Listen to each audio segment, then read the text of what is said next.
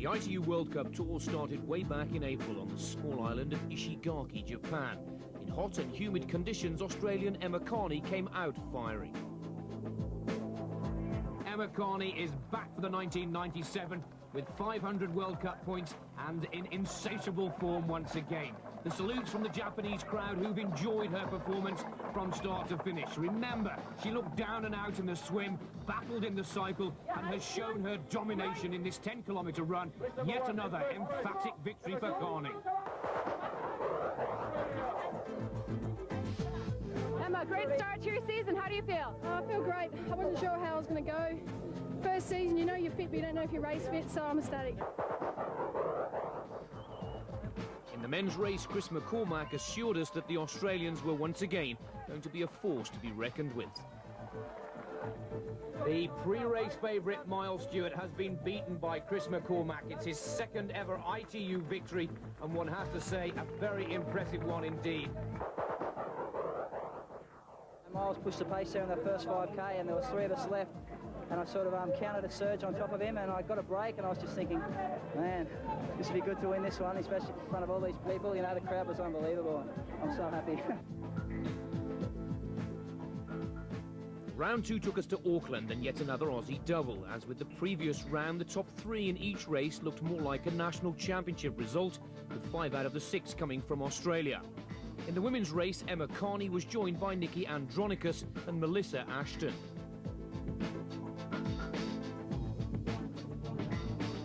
The men saw a reversal of the previous race, with Miles Stewart sprinting to victory and Chris McCormack having to make do with second. Hamish Carter was the lone Kiwi on the podium.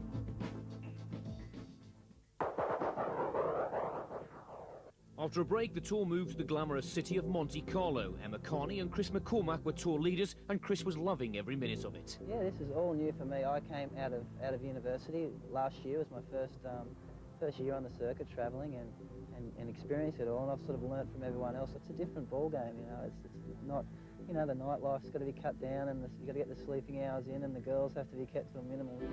Australian Greg Bennett showed us that breaking away on the bike could be the road to victory.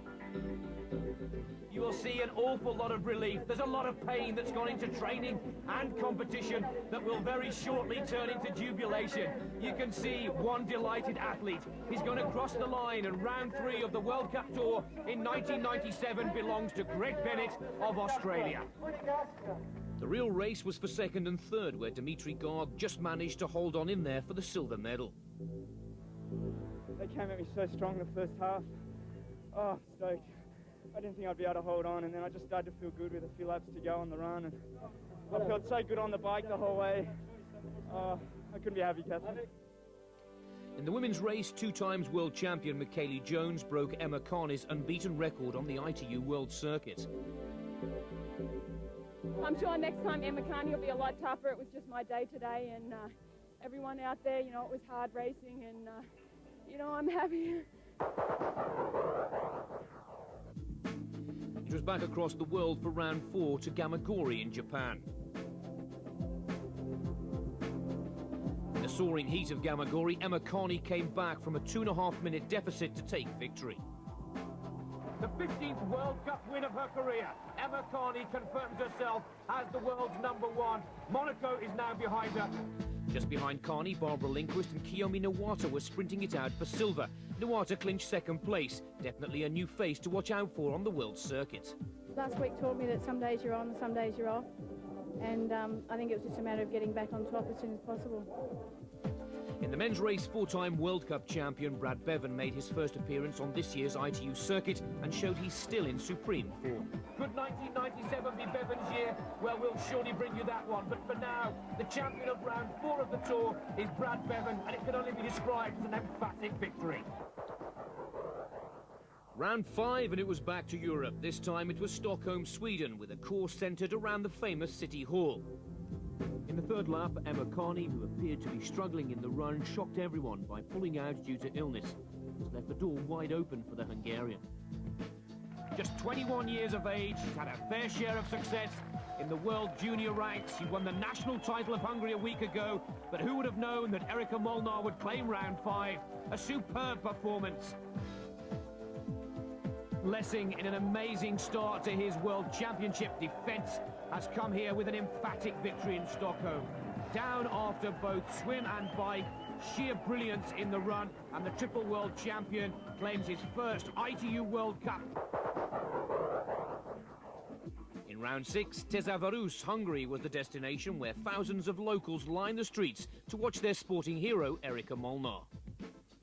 Emma Coney is back to her best as the world #1, dominating the women's world triathlon circuit once again.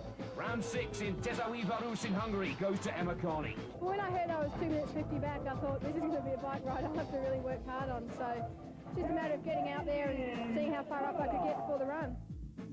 Craig Walton celebrates victory in round 6 of the ITU World Cup Tour, what can only be described as a gutsy, focused performance from start to finish, and this is a result that he will savour. You know, it shows what you can do. We get out there and go for it on the bike and get away in the swim. Swimmers and riders can win the race, that's for sure. In the toughest race of this year's World Circuit, Embrun, France, Mika Soos and Erik van der Linden continued the Europeans' comeback against the Australians. Mika Soos, the 29-year-old physiotherapist from Belgium. Here in Embrun, she's claimed her first ITU World Cup victory in the toughest race of them all. It was a really tough race on the bike, and the running didn't feel so well like last week and the week before.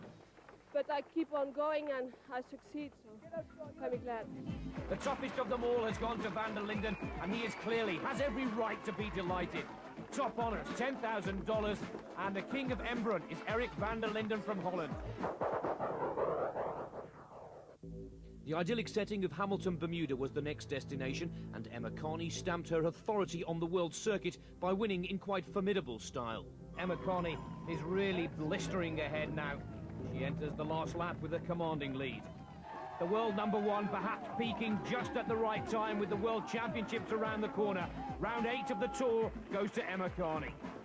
I think the good thing this year was that I got my butt kicked early on and you know, basically went back to the Australian training camp and said, look, I've got to pull my finger out or something to win another world title. So, you know, it was good to have those girls beat me earlier in the year, and you know, maybe that's made me pick my form up.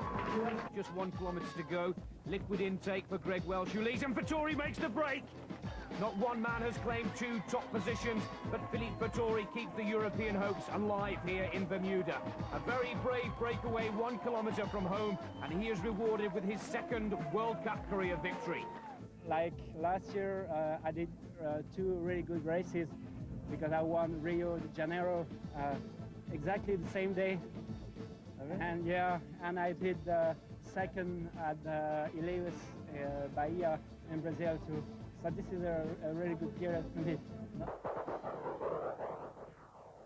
The Caribbean beaches of Mexico formed the stunning backdrop to round 9. Amongst a strong field, Hamish Carter grasped his first ITU victory of the year. Finally, Hamish Carter of New Zealand will climb to the top of the podium. Carter also makes it 9 successive winners in 9 races, perhaps making this year's World Championships the most exciting ever contested. This is my first race for a while, so I wasn't as sharp as I could have been. And it's so damn hot. But you know, a win is a win, and I'll take it. I'm really happy. Erika Molnar can now afford to coast into the finish area. It's looking like she'll be almost a minute ahead of her closest rival, the double world champion Michaeli Jones. Molnar has had a superb rise in the ranks, and this will be a memory enjoyed by all fans of triathlon. You know, I just did the best I could today, and a little disappointed that I lost that much time in the run, but you know, the conditions were very hot, so but she had a great race, and congratulations to her. Sydney, Australia, and the Olympic venue for the year 2000 was next up. One of the best lineups of the tour matched all expectations. Emma Coney was looking untouchable with yet another textbook victory. Relative newcomer Loretta Harrop, who led much of the race in Stockholm, was delighted to take her first podium place on the ITU World Series. It showed that my form in Bermuda wasn't a fluke, and you know, I'm swimming, biking and running pretty well, and just got a few little things to fix up and I should be right. In a competition full of drama, Hamish Carter came out unscathed in the bike section and pulled well clear in the run, crossing the line as the first man to win 2 ITU events on the World Cup Series this season. to win here in Australia is always, it's tough, very tough to beat the Aussies on their home ground, and it feels awesome.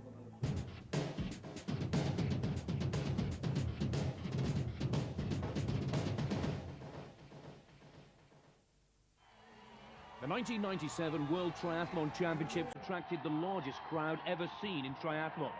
60,000 supporters were given the result they wanted so badly, as Chris McCormack wrapped up both the World Cup and the World Championship titles, confirming his superiority of the year.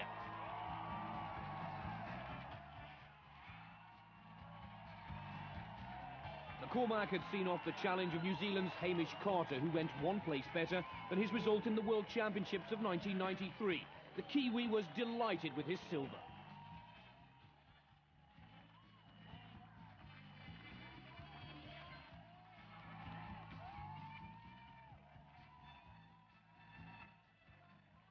The Australian celebrations were to continue as Emma Carney, already crowned World Cup champion, collected her second World Championship gold in her own way. Carney quite simply continues to dominate the women's world of triathlon. Jackie Gallagher, the defending champion, had to settle for second position, an Australian 1 and 2. All right, Emma, you've got your title back. How do you feel? It's unreal. I couldn't be happier. There's nothing more I could want. It's unreal. McCormack represents a new breed of triathletes, his sights firmly set on Olympic glory. I'm a world champion, no one can ever take that off, man. This is the happiest day of my life. 1997 was the year that triathlon came of age. Its fresh, new and exciting look drew massive crowds and media interest. Triathlon's consistent world-class competitions brought out the best in this new Olympic sport. 1998 looks set to be even better.